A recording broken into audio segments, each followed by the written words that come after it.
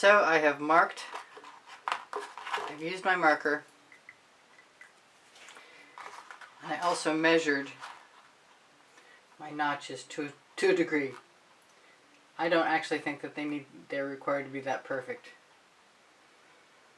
You can't use the curve.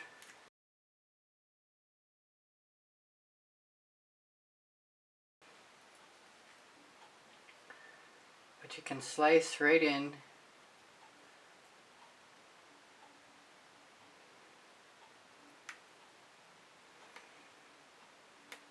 Pull right out.